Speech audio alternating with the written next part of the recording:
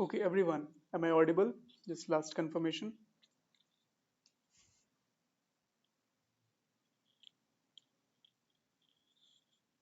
And is the screen is visible to you?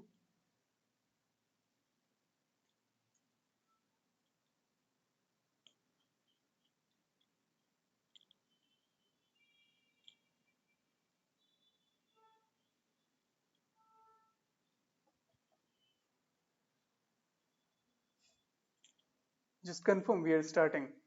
Can you see the screen?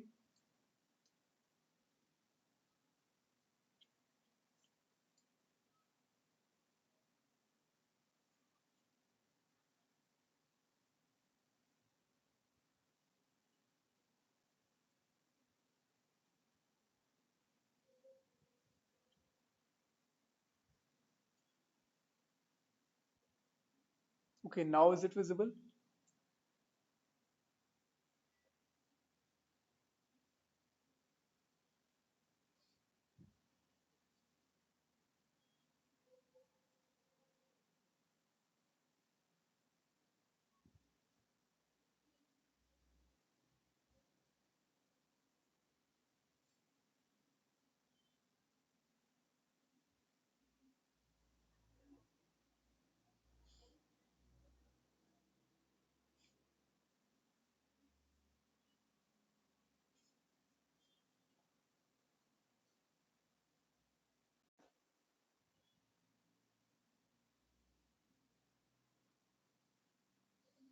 Now it's visible, I guess.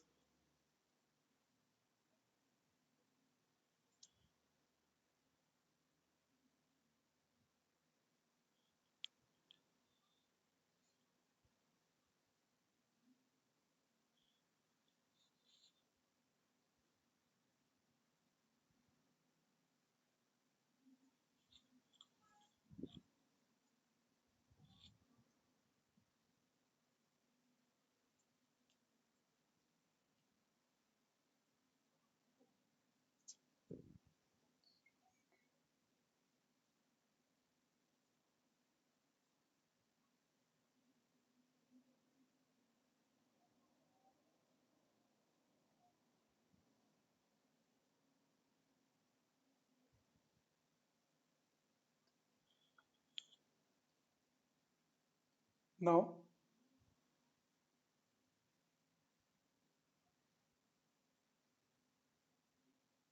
okay. Okay, fine. Now it's all good and we are beginning the review of 57 previous year questions of ancient Indian history. The themes are in front of you. So we are starting the set one. The discussion will be cut to cut, no more detailed explanation, but I will give you some hints about any futuristic question if they appear in the exam. 70 to 80% things are absolutely covered in your notes. Only 20-30% things we will see as extra part. Okay, so we have our first question.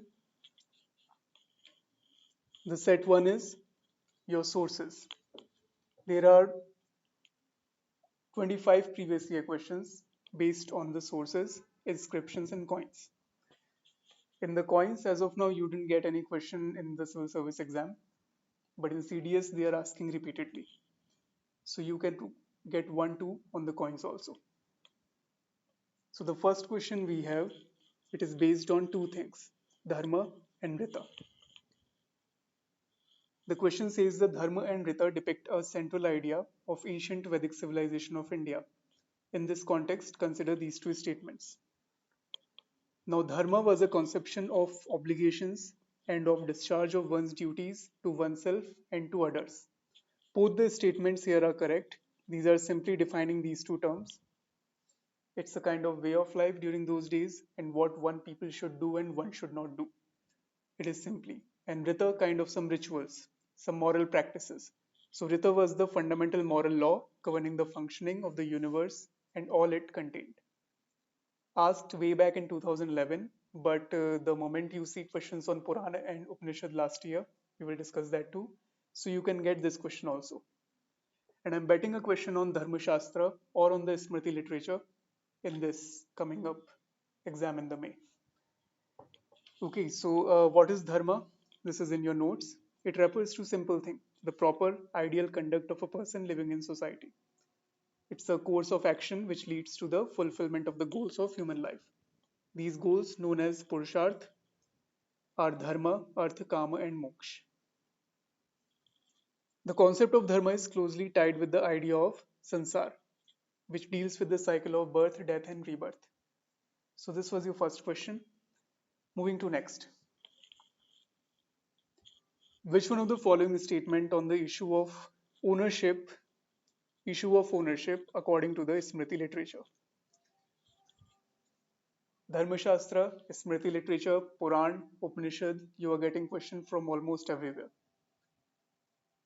So there are three correct statements in this question and one is incorrect. So the correct things you should remember that the Smriti literature says on the ownership that the paternal estate was to be divided equally among the sons. Divided equally among the sons. Women were allowed to retain the gifts they received on the occasion of their marriage, also covered in your notes. The gift to women on the occasion of their marriage were known as Istridhana. You can get a question on this particular term, Istridhan. What is not correct here is this last option D, that Istridhan was not inherited by the children without the permission of the husband. No, it could be inherited by the children with the permission of husband.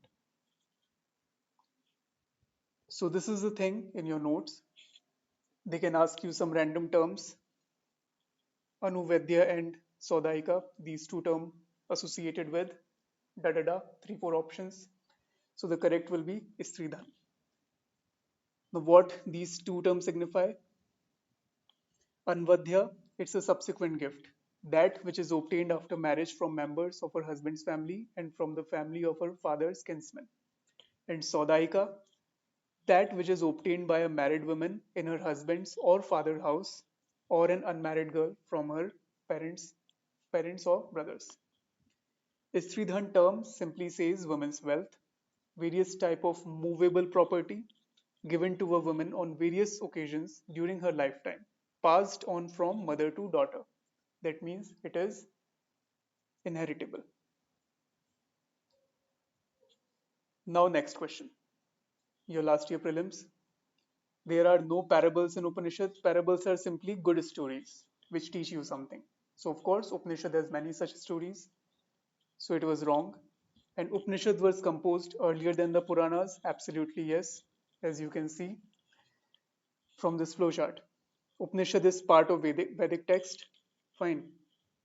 And Puranas are composed somewhere later than Vedic texts.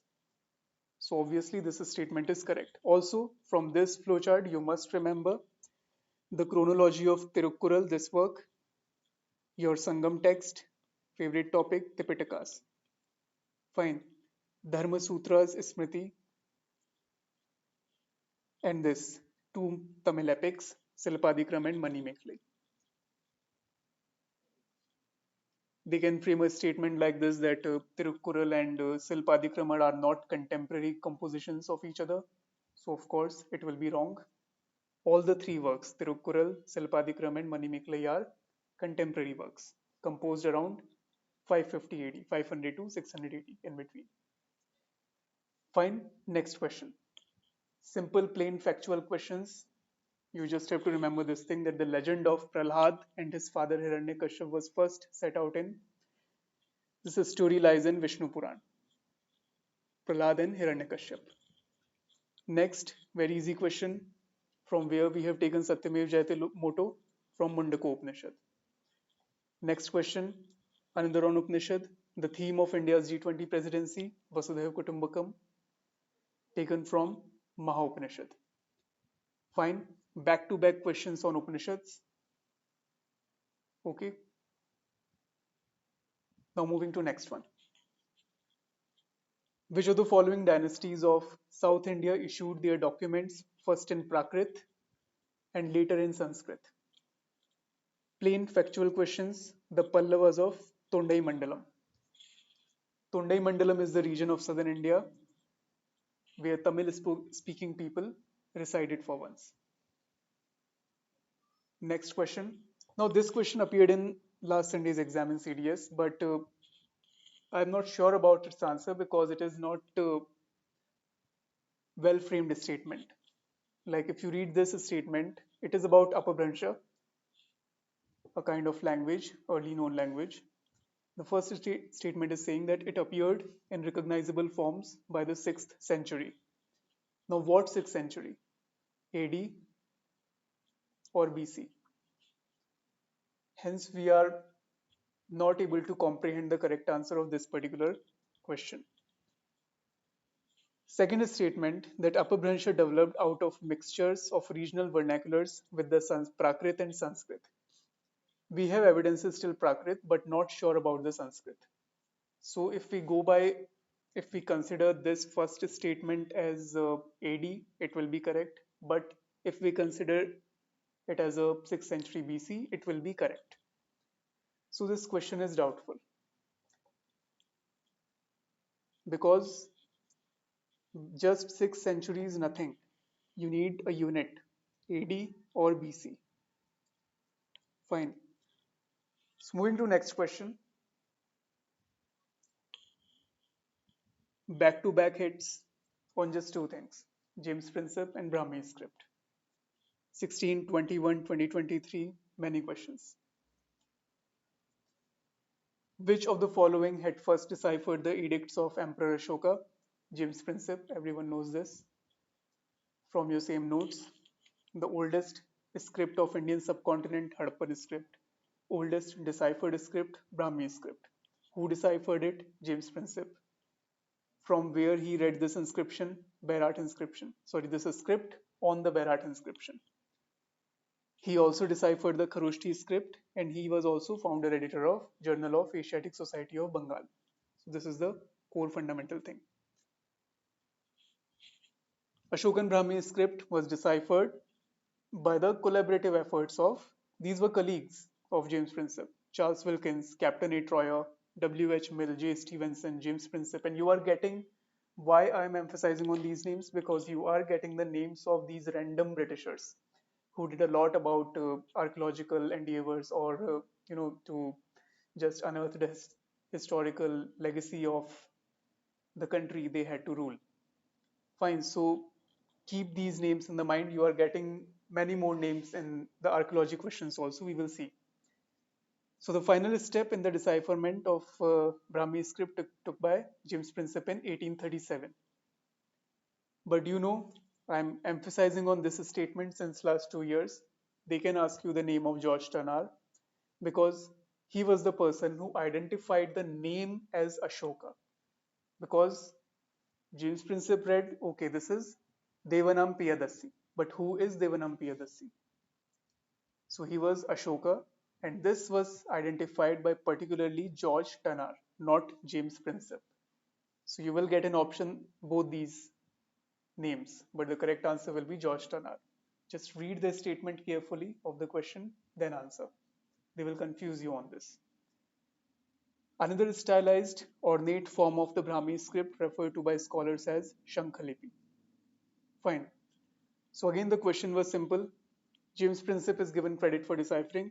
Very childish question now. Ashokan Brahmi. 11, skipping. Very simple question. 12th. Which one of the following scripts of ancient India was written from right to left? Now this is the fundamental thing about both the scripts. Brahmi is written in the form of B. We are making B from left to right. We start writing B from left to right. So remember it this way. Brahmi is written from left to right and Kharoshthi from right to left. So answer will be Kharoshthi script. They will just turn this question left to right, put up the same questions, then answer will be Brahmi. Okay. So each and every question is important, the previous year question. You just have to remember only this much, apart from your notes.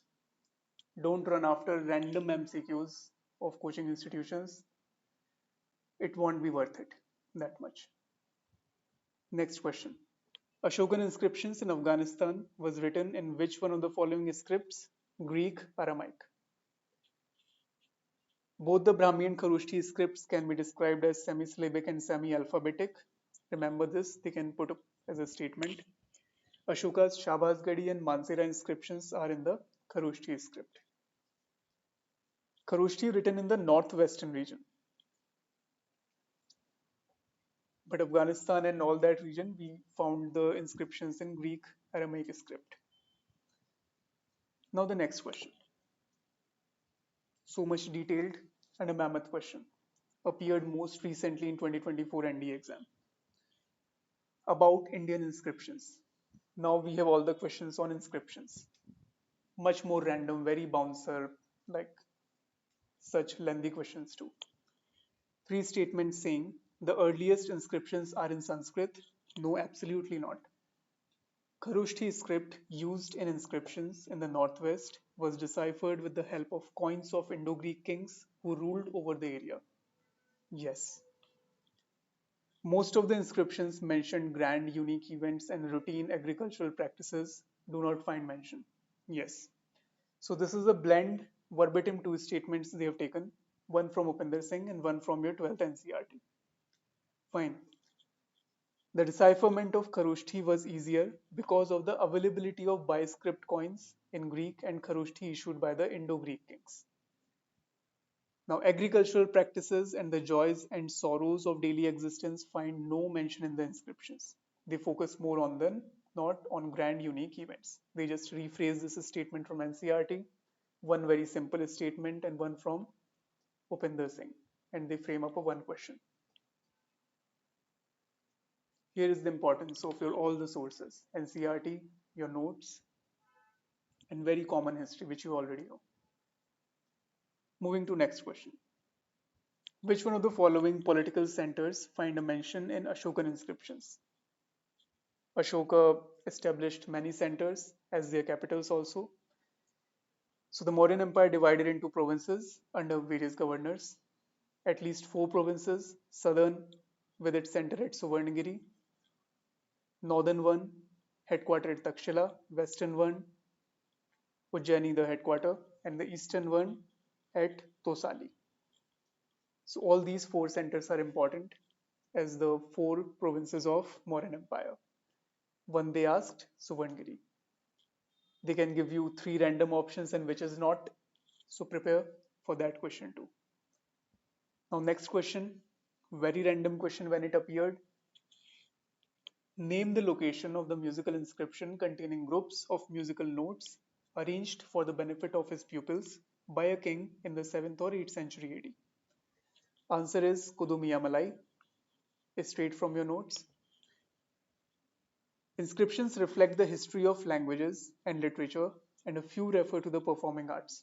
For instance, the 7th century Kudumiyamalai inscription, which gives the musical notes used in 7 classical ragas.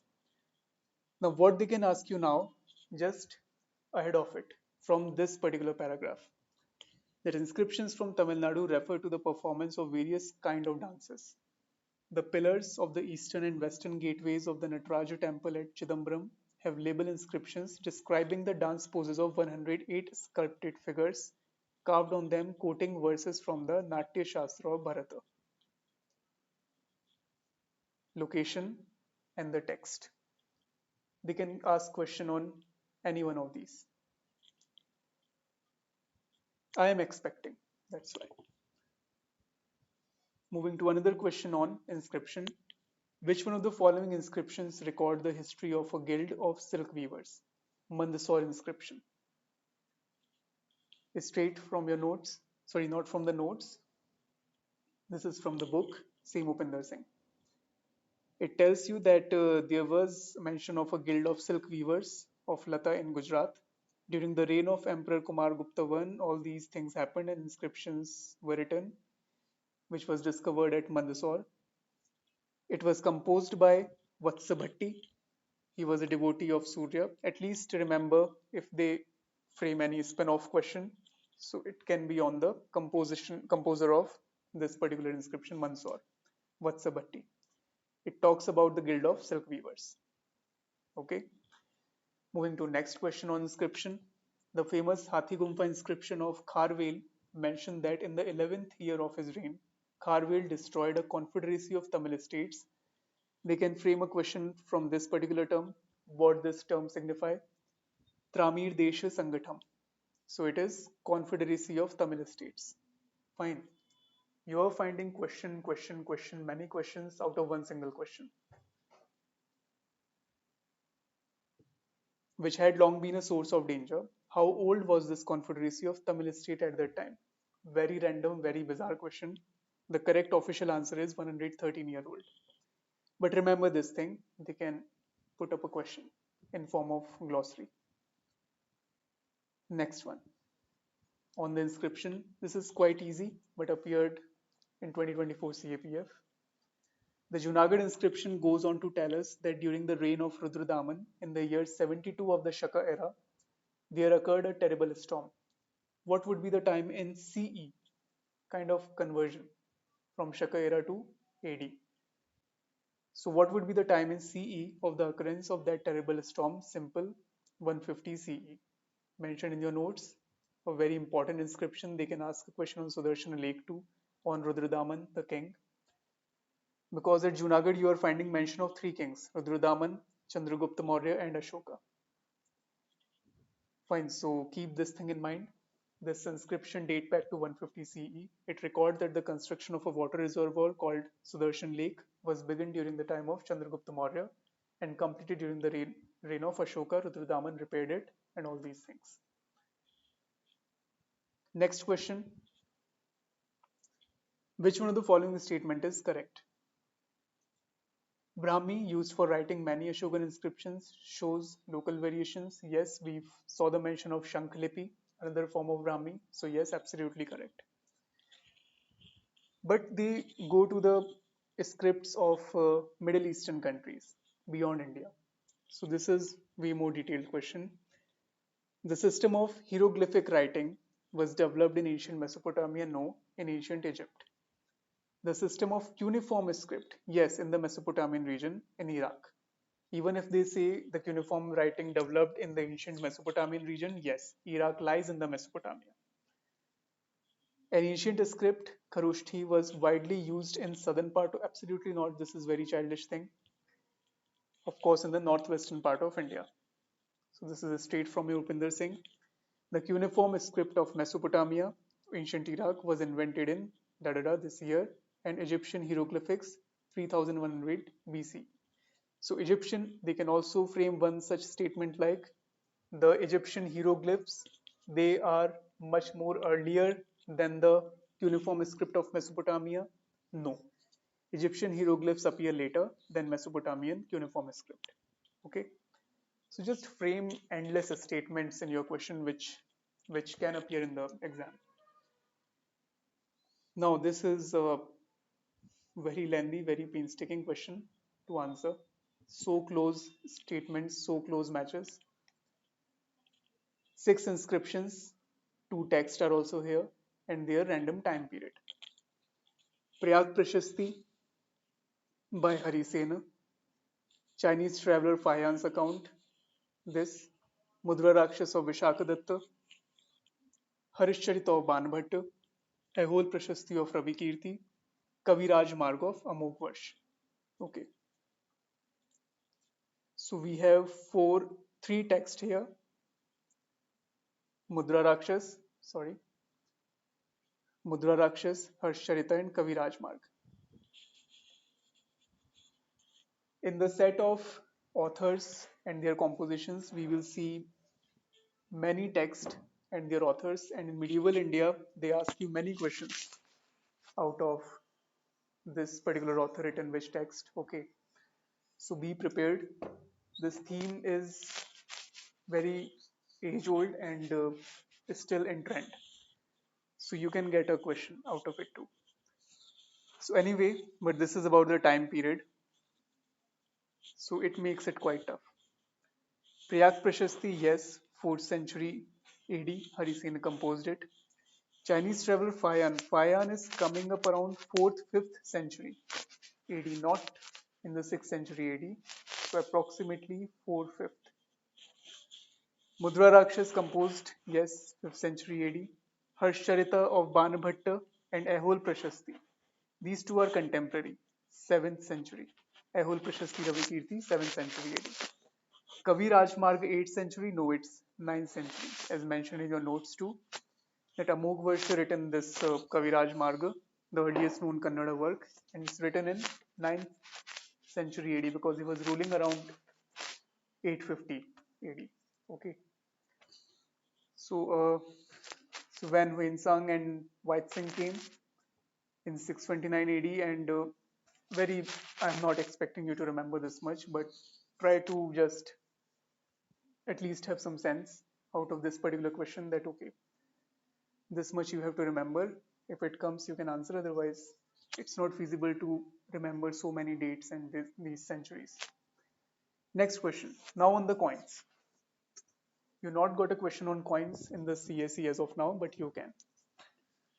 Because this is the trend from last 3-4 years only. 2021, 2024, and two more questions we'll see.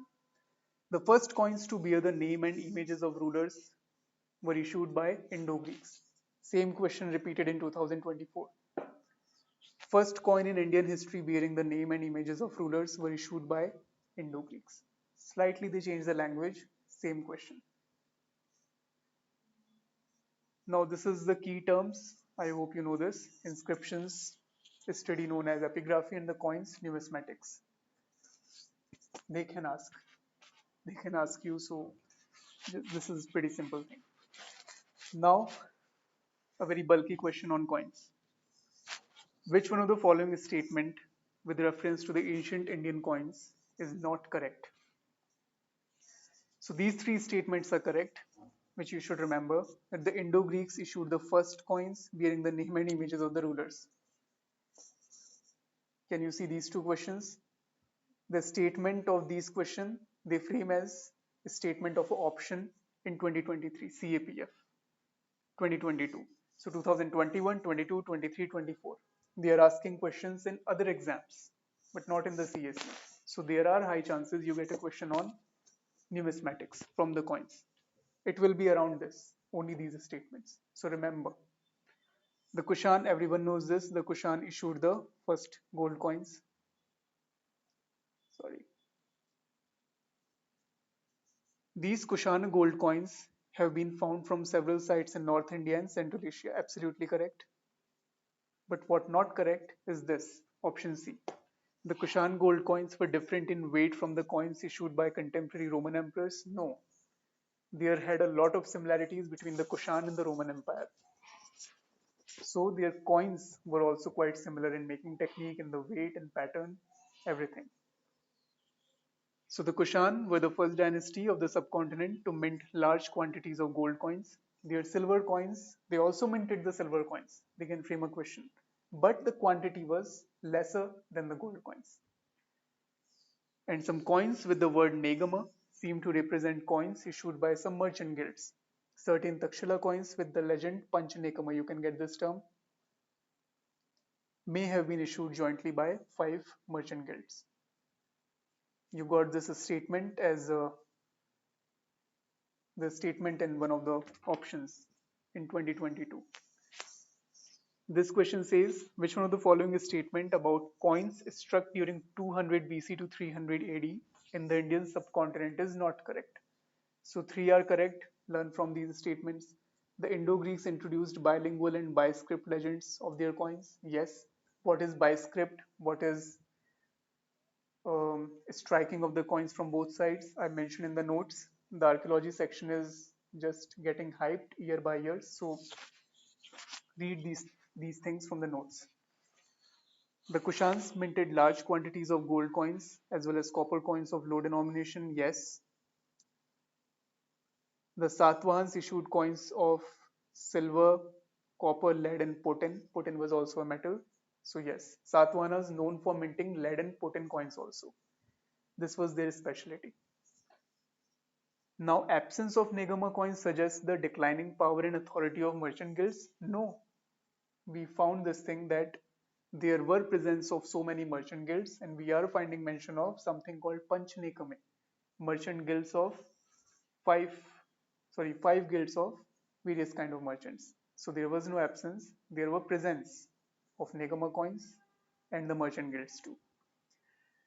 So this was the first set of sources in form of inscription, coins, text from Upanishads to Puran to Smriti literature, Sridhan, random inscriptions, find random mottos mentioned in the Upanishad texts, and the coins too. So I am expecting a question on coins this year. So with this, moving to next set, which is a very developing trend in the exam. Hence I named it Core of the Archaeology. 8 questions, but all the 8 questions are appeared in just last 2-3 years. And you know the random names, who discovered what, which person discovered that rock art, or who found the first sculpture from this and that cave, all these things. Excavations, archaeologist name. Beyond Alexander Cunningham, they are asking every name. So, like this first question of this set, they gave you 4-5 names. Everyone remember this question? Alexander Murray, A.H. Longhurst, Robert Sewell, James Burgess, and Walter Elliot. These people were associated with archaeological excavations. Even NCERT also get yourself acquainted with the names like Walter Elliot and I think Robert Sewell. But Walter Elliot, everyone knew. But other names were also important. So they are mentioned in your Rupinder Singh. In the context of Chandraketugarh, you got a question on Chandraketugarh also twice. So they frame this name on the basis of this particular site. So A.H. Longhurst, he was associated with ASI. Robert Sewell, same way, associated with the discovery of ash mounds and all these things. I ask this thing always, how much is too much? See, if you are remembering each and every word written in the notes, which I provided to you, since last 1 year, even if you paid attention to every page of those notes, so believe me, you will be the very few people who will attempt all the bouncer question in your exam. Because I think just 1 or 2% aspirant do this thing to cover the mammoth books like Irfan Habib's book or Upinder Singh's book or the Shekhar Bandyopadhyay. Modern is easy. Modern India is very plain, simple, easily coverable. Everyone will be able to do it. That's why you are witnessing very low quantity of modern Indian questions. Because the commission will torture you here in ancient India and in medieval India. And from the sources of the books which we covered in our notes. And believe me, you are very few people of those who covered this much. So pay all the attention to the notes. Just remember, try to remember at least, even if you don't remember wholeheartedly, but at least that name will go in your subconscious mind even if you see it. So can at least you can mark the option correct if it appear. So try to just sift through all the pages every day, at least for 10-15 minutes. See all those markings on the notes, and but just do these things, because now the exam is approaching, and the more late you pay attention to history, the more fresh it will be in your brain for the exam. Next, very plain core archaeology question. Which one of the following is our important markers for the archaeologists to identify an archaeological site as center of craft production? What are the things an archaeologist will do on the site to identify that, okay, this particular location could be center of craft production? So these 4 things they told you. I personally were at archaeological sites, so I have my experience about the excavations. So the correct answer is 1 and 3. Official answer released, I think not yet, of CAP of 2023, but this is the correct answer. Through the evidences of raw materials such as stone nodules, old shells, okay, an archaeologist can tell that this site could be center of craft production. Geographical expense of the site? No, not at all. Just on the basis of expansion of a site, you cannot predict about purpose of that particular site. It could be anything. It could be a fort. It could be a graveyard. It could be a butchery. It could be a center of craft production, but not with surety. Third one, evidence of unfinished objects, reject and waste materials, the dump yard we call it in archaeology. So yes, absolutely. Evidence of variety of pottery. The pottery shows us that this particular location could be used as pottery kiln, pottery furnaces, but not as a center of craft production. In my opinion, this should be considered as center because pottery in itself is a craft work, but in the option you didn't get a bunch of option like this 1, 3, and 4. Otherwise, this could be correct option. But you have only 1 and 3, hence you have to mark 1 and 3. But even if it signify pottery kiln, we cannot discard pottery as okay that this is not a craft work. Pottery is also a craft work. So yes, evidence of variety of pottery also suggests that particular location could be center of craft production. But in the options, you don't have this set. So we are marking 4 as wrong, only 1 and 3 is correct. The second, geographical expansion of site, it absolutely don't tell you about the nature of that particular location. Moving to next question. See the time period when these questions are started gaining, this all the hype around archaeology. Because in newspapers you keep on reading about the excavation here and there in temple and mosque, but what actually archaeology is, what actually the purpose of archaeologists to study the prehistory, because history can be read in the text format, but archaeology comes in the picture when there are no text.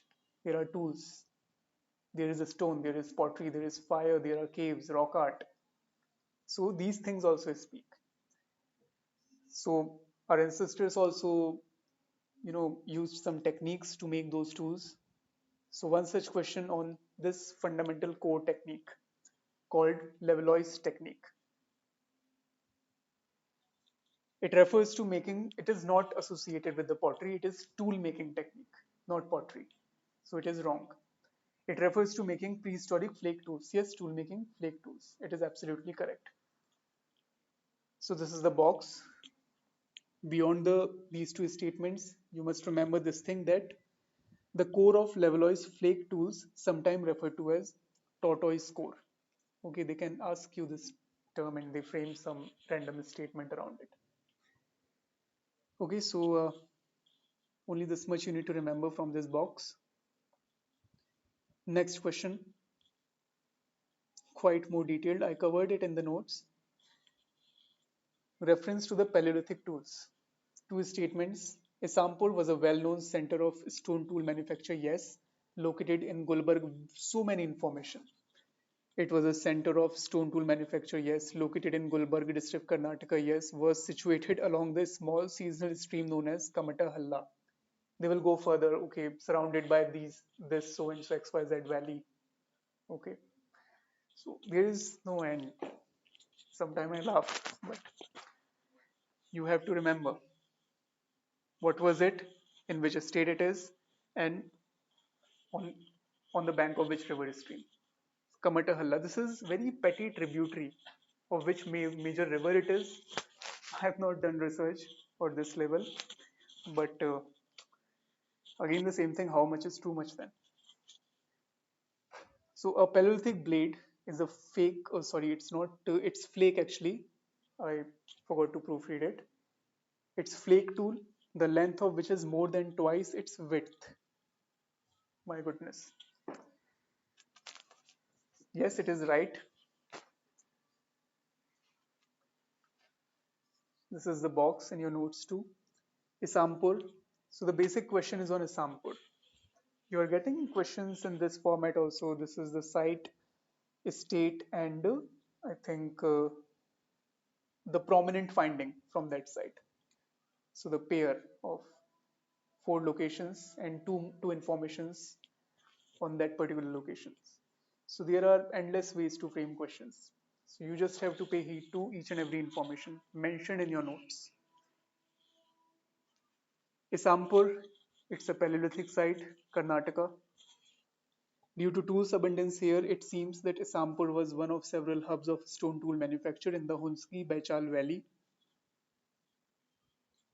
drained by a small seasonal stream known as the Kamta Halla. Discovered in 1983 when the silt deposits overlying the limestone floor of the valley was exposed due to quarrying activity carried out as part of a major irrigation project. There is evidence of Acheulean. What is Acheulean? Levallois they asked. Acheulean is assemblage of stone tools marked by advanced and increasingly symmetrical hand axes, as well as Middle Paleolithic occupation at the site. Fine. So bizarre, so random question, but it appeared, and most recently in 2023. Quite simple question in 2023 CAPF. These statements regarding Neolithic period. Fine. Three are correct, so learn from it. The characteristic feature of the Neolithic period included ground and polished stone tools, agriculture, animal domestication, pottery, of course. All the good things happened in the most refined Stone Age, that is your Neolithic age, New Stone Age. Paleolithic was inferior than Mesolithic. Mesolithic was superior than Paleolithic. Neolithic is way more superior than Mesolithic. Fine. So Paleolithic, more advanced is Mesolithic, more advanced is Neolithic.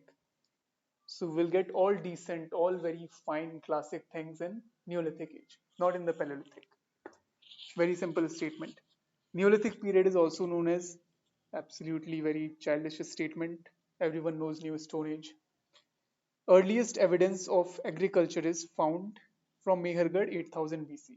I mentioned in the notes. Even in your NCRT too, this statement you can find. Okay. Now incorrect is option number C. The characteristic features appeared almost at the same time in various parts of the subcontinent. No, this is not the way. It appeared gradually, maybe much faster or at slower pace in central India, then later in southern India, and much more earlier in the Himalayan belt or in the northernmost part of the Indian subcontinent. So there is no contemporary equated development of the Neolithic period. So this is the same thing mentioned in your notes. This table is actually very important.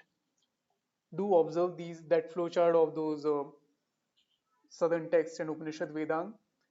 In this, I think chapter 2, I mentioned this table also. So learn a lot of things.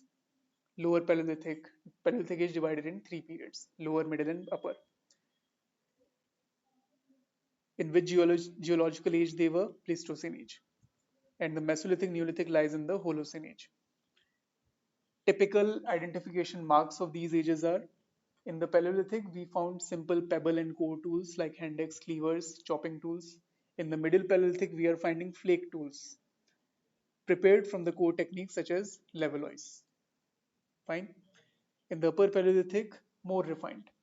Blade tools made out of flakes. Example, parallel-sided blades and burins. They can ask you this term, burins. Mesolithic, MM. Microlith is the significant characteristic of Mesolithic age. Very fine quality micro tools, microliths, which sometimes even you can't see with your naked eye. Uh, I'm not taking your physical classes, otherwise I could have taken to you any museum or some archaeological sites so that you can feel these tools by taking them in your hand. So they are so tiny, like the size even sometimes 0.3 mm. So just imagine with what intensity our ancestors carved these stone tools. And Neolithic, celt, ground and polished hand axes. Hand axe and polished hand axes. Fine, they can frame a statement. We are finding polished hand axes in the Paleolithic period. If you will do hurry while reading the statement, it will be wrong. The polished hand axes will appear in the Neolithic age because it is polished. Polishing something is giving it sheen, giving it more refined shape and texture. So it will not happen much more earlier or at the raw stage when the humanity is just started surviving, started living as a cultured species. It will happen later. So polished thing, glazed thing, all these terms, very fine, polished, glazed. It will all appear later in New Stone Age. And what is the subsistence base? This I think everyone knows, hunting gathering in entire Paleolithic period. Then they became much more stable. So they started, along with hunting gathering, they started fishing, they started domesticating animals. And Neolithic, they were doing these things also. They were hunting, they were gathering, they were domesticating animals. But this is the remarkable thing, they started growing food, the starting of agricultural practices, plant domestication also, food production, agricultural practices in the Neolithic age. Okay, so just go through this table, it will fetch you many questions. Now, the only question on pottery, very simple question, not a type of pottery. CC in, there is nothing like this in pottery. OCP is your ochre colored pottery. NBPW, this is the correct version, northern black polished ware. BRW is black and red ware. Fine. BR is black and red ware. B and R you can see like this. Fine. Black on red ware. Okay.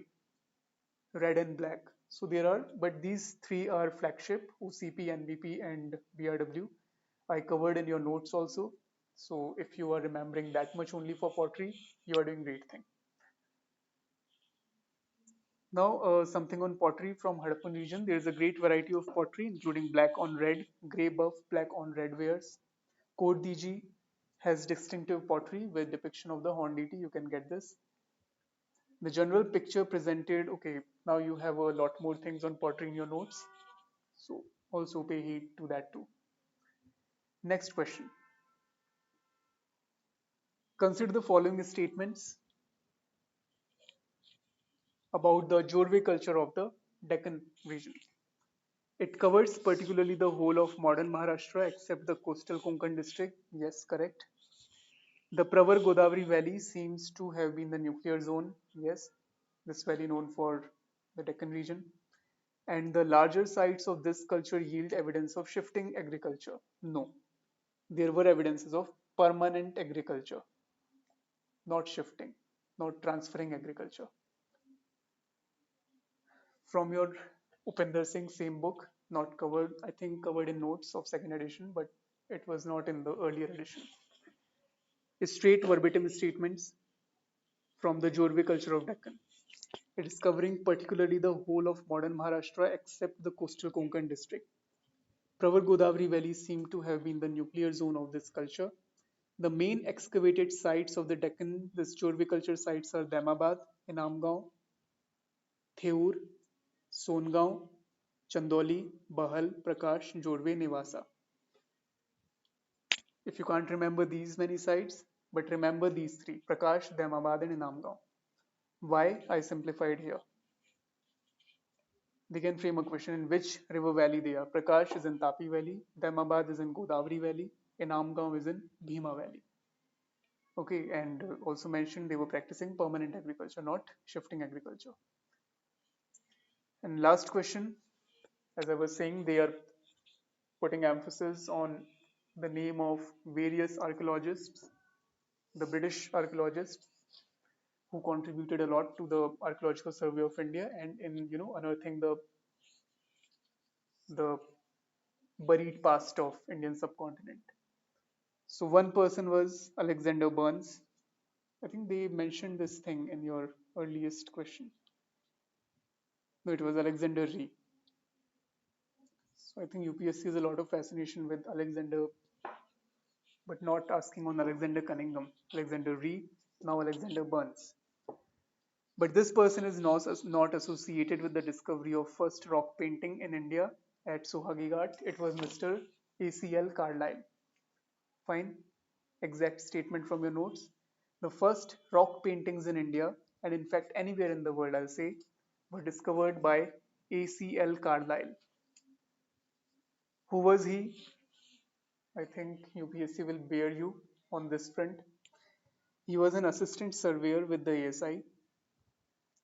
At he found the first painting at Sohagi Ghat. Where is Sohagi Ghat? In UP, and exactly in the geographical location of Camor Hills. It's interesting to note that no snakes are depicted in Indian Mesolithic painting. Why I'm saying to remember statement like this? If you see this third statement of this question, that the painting and engravings do not exist in the same shelter in the rock art of Odisha. No, they coexisted actually. They do exist, they coexisted in the same shelter. Almost this is the same pattern about every rock art site. And Bhimbetka, this everyone knows actually. Bhimbetka rock paintings were discovered by an archaeologist. V.N. Vakankar noticed the rock out of a train and all this story. They just pasted the entire story as a statement. I don't think so such things should come in the exam because these are very not so MCQ type of things. But anyway, and two more person I am letting you know from your notes. Pay heed to these two: Robert Bruce Foote and Les Missourier. In 1863, Robert Bruce Foote, he was an officer of Geological Survey of India. They will torture you with ASI here. But no, Robert Bruce Foote was not associated with ASI, he was with GSI.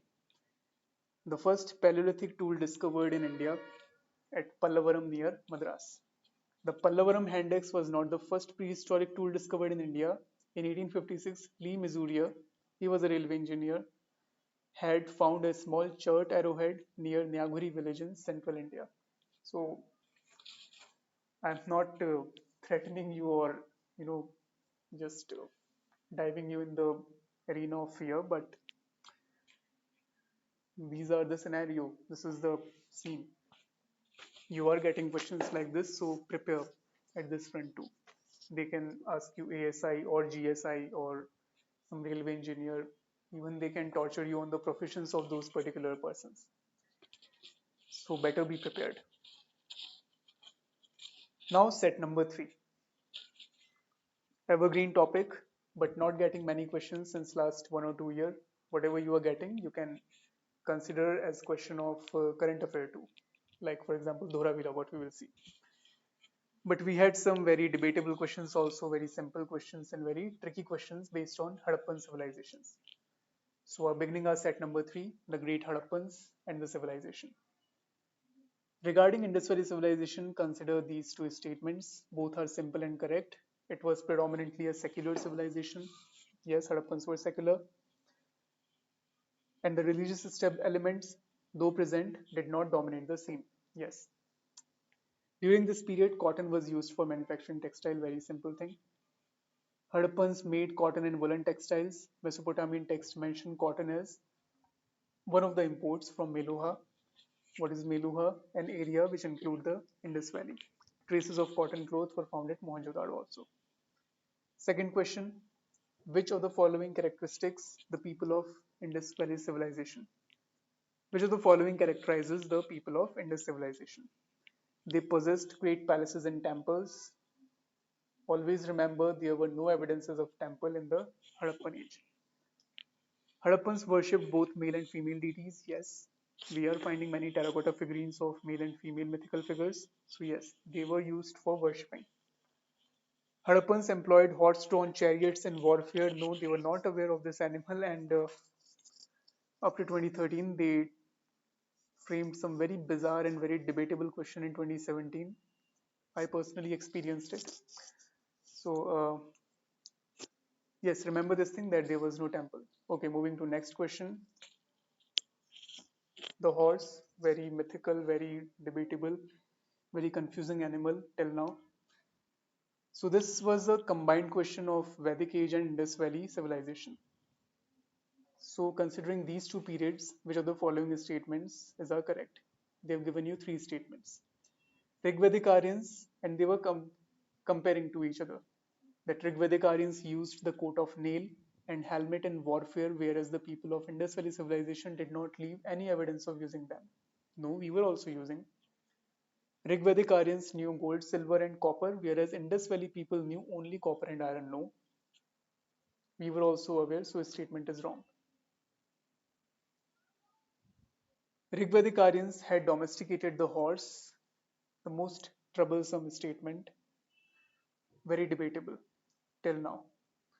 Rigvedic Aryans had domesticated the horse, whereas there is no evidence of Indus Valley people having been aware of this animal. Yes, they were not aware of this animal. They were aware of ass, they were aware of deers, but not of this particular animal called horse. So statement 1 and 3 are correct.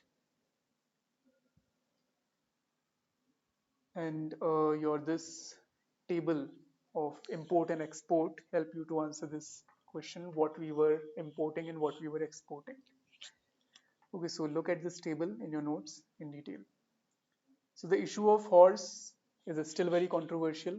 Horse remains have been reported at Harappa, Lothal, Surkotada, Kuntasi, Kalibanga, and at Mohenjo-daro too, but it's not easy to ascertain whether the bones of this particular animal in question belong to half-ass or domesticated horse. So there are predictions. This could be horse. There is no surety. This could be ass. So there is no surety for that too. Hence, when there is no surety, such statements must not appear in the exam. Now, back to back two simple questions. Now remember, this question appeared in 2001 and you will see the same, almost same question in 2025, last Sunday. Which one of the following animals was not represented seals in terracotta art of the Harappan culture? On the Harappan seals, you will find many motifs. And the animals are elephant, tiger, antelope, crocodile, hare, humped bull, buffalo, rhino, and the one-horned rhino mythical animal referred to as the unicorn too. So you have elephant, rhino, tiger, but not cow. Next question appeared last Sunday in CDS. Which one among the following motif does not appear on Harappan seals? I hope now you can answer. Lion, no. Elephant, humped bull, crocodile, yes. Harappan site and in which state it is? Very simple question. That's why see the map in your notes, which at least the major sites. Rakhigadi is in, they will tell, okay, Rakhigadi is in Rajasthan, no. Kalibanga is in Haryana, no. Kalibanga is in Rajasthan, Rakhigadi is in Haryana. So likewise, these sites. Nageshwar is in Gujarat, in region called Saurashtra. Alamgirpur, UP, Kalibanga, Rajasthan, Rakhigadi, Haryana. Okay, so simple question. Again, easy, you can do it. Which is not a Harappan site, Sohagora is not. Chanhudoro, Kodjiji, Desalpur are. Back to back three questions on Dholavira. Remember this much. I don't think so they will ask more on Dholavira. That's too much actually. Dholavira is known as Kotada Timba in Gujarati language, located on Kadir Island in the Run of Kutch. The site seems to be looking out towards the sea and it must have been an important stopping point on busy maritime trade routes. Dholavira consisted of not two but three parts: Citadel, Middle Town and Lower Town. The city had impressive water harvesting and management system. The site is flanked by two river streams, Manhar and Mansar. Dams were built across these two streams to channelize their water into reservoirs. Several large, deep water cisterns and reservoirs located in the citadel and lower town preserved precious rainwater. And site is known as UNESCO World Heritage Site now from 2021. If you will see all these three questions, back to back 2021, two questions in CSE and CDS again. Okay, so I don't need to read these three questions. It's quite simple. You can answer. All were on Dholavira. Now, question 44. At which among the following Harappan sites are fire altars found? Actually, this question has two correct options. Kalibanga and Rakhigadi also.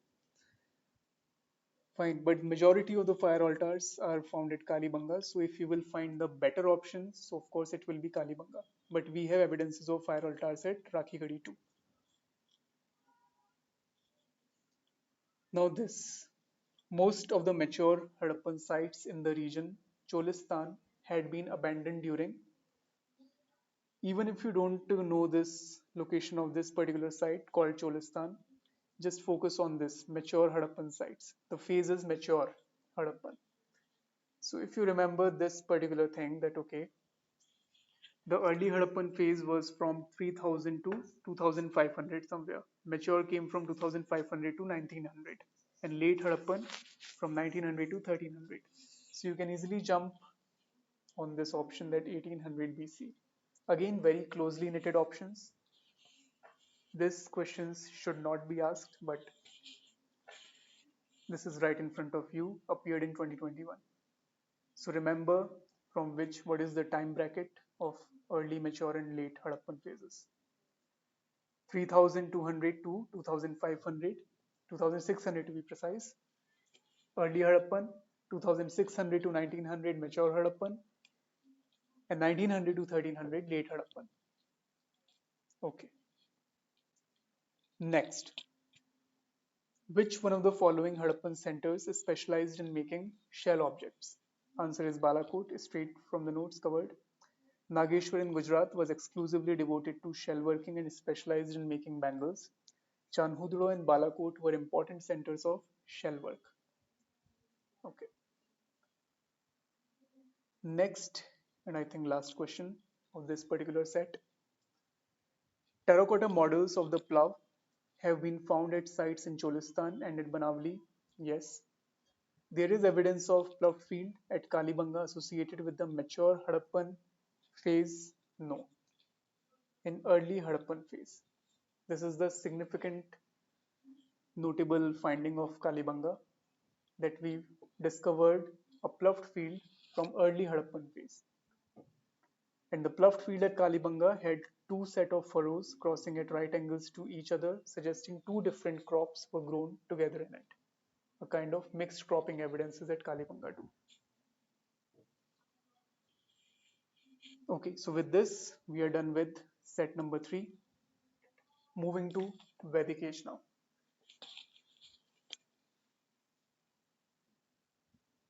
Questions are, yes, they are again coming in trend.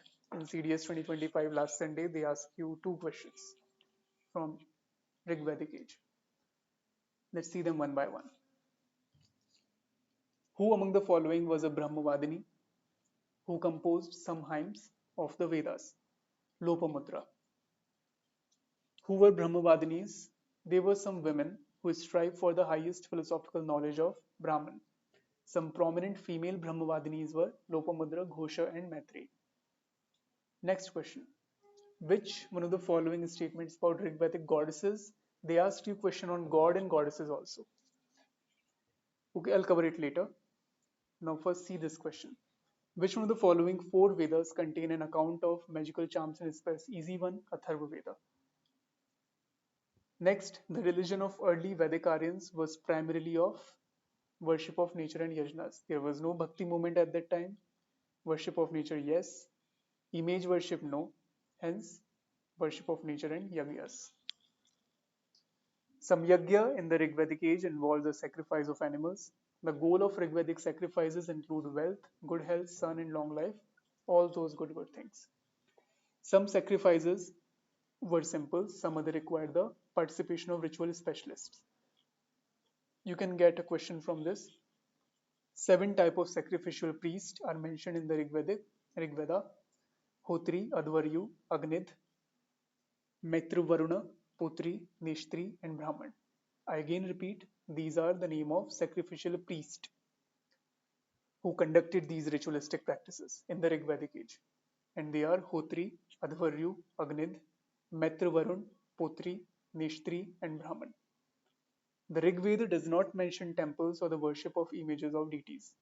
The Rig Veda reflect a naturalistic polytheism, means a belief in many gods, not just one god. Next question on rivers, Rig Vedic rivers. The most mentioned, and they asked you all 3 questions: most mentioned goddess, most mentioned god, most mentioned river. The most mentioned river is Sindhu in early Vedic literature. At the battle of which of following rivers was the battle of 10 kings fought in the early Vedic period? Your Ravi river, Purushni. The battle of 10 kings, known as Dashrajan. It is mentioned in book 7 of Rigved. The battle took place on the banks of Ravi river, in Rigveda known as Purushni. Okay. Again on the river, match the contemporary name and the Vedic name of that particular river. Drashadvati, Akskini, Vetasta, and Purushini. So I mentioned all the name, all the seven Vedic names. Indus known as Sindhu, Jhelum known as Vitasta, Chenab known as Askini, Ravi known as Purushni, Bias known as Vipas, Satluj known as Sutudri and Shutudri, Ghaggar known as Drishavati or Chautang. Chautang is the another name of Ghaggar. Fine. This so much bouncer, so much unconventional question appeared on the Vedic sacrifice. Whatever we established in our houses, so what we call each and every element, in which direction we place that thing, what is the shape of that particular, pyre or whatever things you put for the Vedic rituals. Very detailed, very, I don't know what to say, but it appeared in 2023. Straight from the Upinder Singh. So this is the image of a standard Hindu sacrificial arena. We place these many things in this and that direction, and we just call with some particular names. So the elaborate Shrota is a Vedic sacrifice, involved the use of three fires. Now the name of these three fires are Grahapatya, known as householder's fire, Ahavaniya, offertorial fire, and the Dakshinagni, southern fire. If they will give you these three terms, from Dakshinagni you can guess, okay, this is related to fire. But what if they ask you just these two terms, Grahapatya and Ahavaniya? Can any one of you remember or guess that this could be a fire? Of course not. So prepare for a simple question based on these two terms. Now these fires were supposed to be placed in pits of different shapes. So the pits names were Grahapatya, its shape should be round, Ahavaniya, it should be square, and Dakshinagni should be crescent shaped. Now the position of fire, it was fixed. Grahapatya located at west, Dakshinagni at south, Ahavaniya and the east. Okay. I'll make a tripartite table on these three and share in the group so that you can remember in that way too. Okay. And just look at the image also of this particular diagram of a sacrificial arena. It was so troublesome question actually. Now, the terms used for cereals in the Rig Veda, I was keep emphasizing on this thing that they can ask you question on pulses. What is the term for pulse in the Rig Veda? And it appeared not initially, but just last year in 2024, recently. So remember this too. Yava and Dhanya were the terms known for cereals, pulses. And I'm also emphasizing if they ask on the cereals, if they repeat in prelims exam, CSE prelims, so you will get the same, but they can ask you the terms like these also, that the verbs known as vap and krish to cultivate occur along with references to various agricultural implements. Now phala, langal and sira, these are the words for plough. Other implements include the hoe, khanitra, sickle, dhatra and shrini, and axe, parshu and kulisha. Hymns refer to the leveling of fields for cultivation, the desire for fertile fields. Fertile field known as Urvar, furrow as Sita land. Sita and Sira. Sira is a plough, Sita is a furrow land. The only terms for cereals are Yava and Dhanya. Very generic terms for cereals. Fine.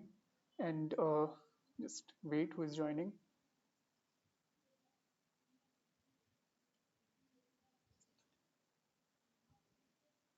Okay. Now, as I was saying, two questions. They've asked you most mentioned river, that is your Indus River. Sindhu, as we know it in the Vedic period. Now, who among the following is the most frequently invoked god in the Rig Veda? It's Indra. I hope you have seen this diagram. all the Vedic gods and Vedic goddesses, and I marked most mentioned, most mentioned. Most mentioned Vedic gods is Indra. Most mentioned goddess is Usha.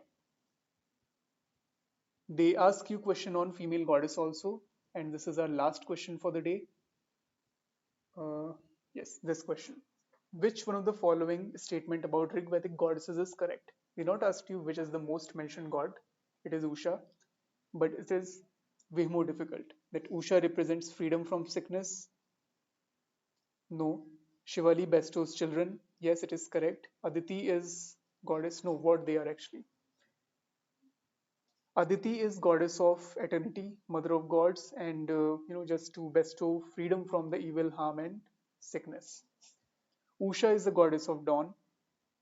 Shrinvali, Sinivali is goddess which bestows children. And Raka is also god of, not goddess of speech, but somewhere related to childbirth also. Hence, four goddesses: Usha, Sinivali, Aditi, and Raka. And why people worship these goddesses? So, much more difficult. It's not easy question, but it appeared last Sunday in 2025 CDS exam. So with this, we are done for today. Session is stretched for I think 1 hour 11 minutes. And any doubt, any question as of now, any confusion in question?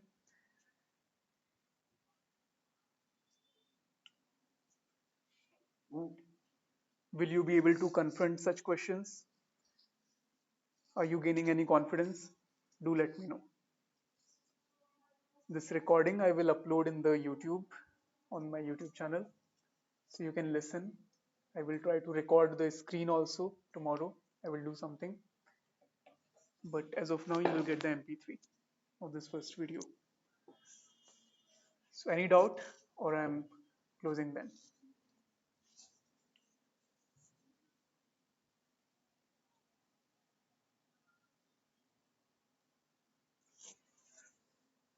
Okay then, happy revision and do let me know in case of any confusion. Good night everyone.